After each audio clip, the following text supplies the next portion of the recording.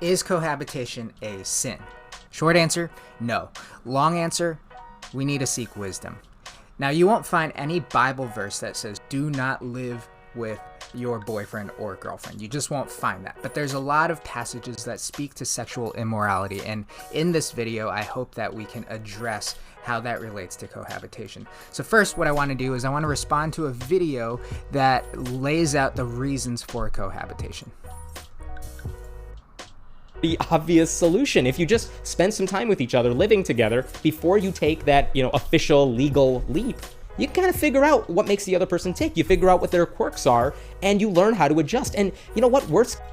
Let me speak to that issue first. The whole idea that if you live together before you get married, that it'll be easier to get out of the relationship. That is actually has been refuted. There's this article in the New York Times that says there's this concept called sliding. Sliding is basically when you back into commitment. You want to date someone, you're not really sure if he's the one, but then you want to test out whether you guys connect well, and so you live together to see, and then before you know it, you're in like a 5 or 6 year commitment and you don't know how to get out of it. That's what this article says. Sliding into cohabitation wouldn't be a problem if sliding out were as easy, but it isn't. That's the misnomer. It's actually very hard when you fall into this type of commitment. Also, too, because when you test out a relationship by living with the person, your standard for what you're looking for is often lower, right? And so you end up being with this person that you're not really sure you want to be with, but you're already in this commitment. So the whole idea that it's easier to get out of the relationship just because you cohabitate without marriage is not true. Worst case scenario, you figure out that, you know what, maybe this person isn't someone I'm ready to spend the rest of my life with, and maybe jumping into marriage isn't the decision we want to make. It's a lot easier to cohabitate and separate than it is to get married and then divorced. This whole thing reminds me of this whole evangelical purity culture mentality, that you're ruining something special if you experience it too early. You are, but we'll address that. And a lot of Christians like to say that, cohabitation will lead to divorce. It leads to unhappy marriages. The statistics say people who live together don't fare as well as couples who move in together when they're married. But what a lot of those statistics don't tell you is that who tends to live together? It's people who are younger, who may want to save money on rent by living together, and it's oftentimes people who don't have a lot of money. What he's saying is that he's addressing the fact that it might not be cohabitation that's the issue, but all these other factors that come into play when young people get married. This isn't just a problem in the West. This is actually a big problem here in Hong Kong. You can see that 43%, this chart basically says 43% of people in Hong Kong believe that cohabitation is good. This chart specifically says cohabitation without the intention of getting married is acceptable to me. So even if you don't feel like you want to pursue marriage, cohabitation as the next step of the relationship is good. 4 in 10 people would say that. Now that's in Hong Kong, and we understand the whole practical reason for living together. Rent is super crazy here.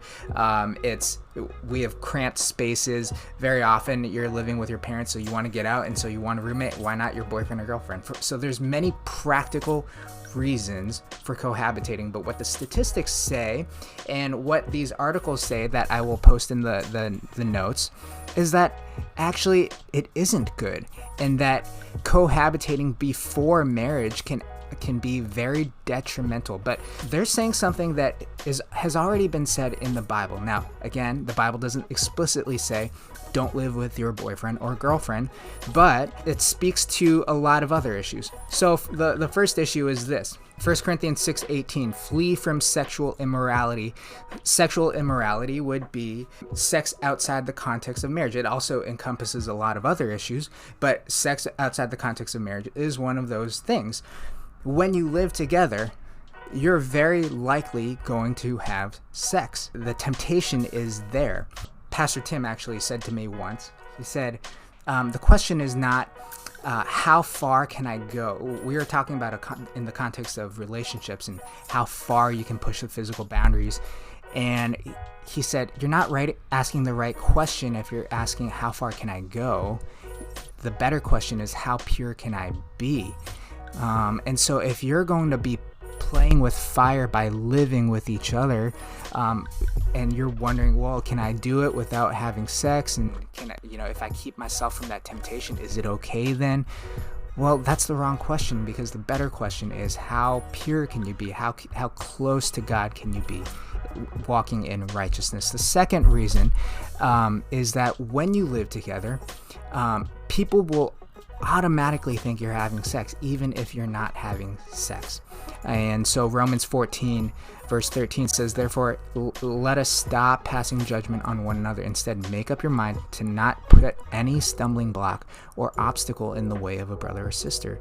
So this is in keeping with this idea that if you can help it for your witness to the culture, don't be a stumbling block. Don't live together so that people will make the assumption, likely for the wrong reasons, but they'll make the assumption that you're sleeping together. Lastly, the last verse I think that actually doesn't get brought up much is Song of Songs, chapter 2, verse 7, but actually this line is used constantly in the entire book. But it says this: do not arouse or awaken love until it so desires. It's repeated throughout the entire book, and the basic premise is this: don't awaken love, don't awaken your passions until it so desires. There's a proper time and a place for these things to happen.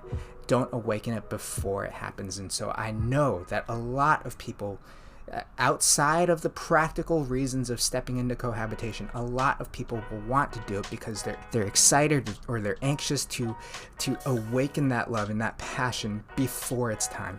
The Bible is explicitly clear that within the context of marriage is when we awaken that love. So anyway, that's my response to this idea of cohabitation. Is it a sin? No. But what the biblical evidence shows us is that, man, it's not a good idea. And actually what these articles in society have shown us too is the statistics back up the biblical idea that there is a time and a proper place for living together, for engaging in sexual activity together. And when it's taken out of that context, it's not good.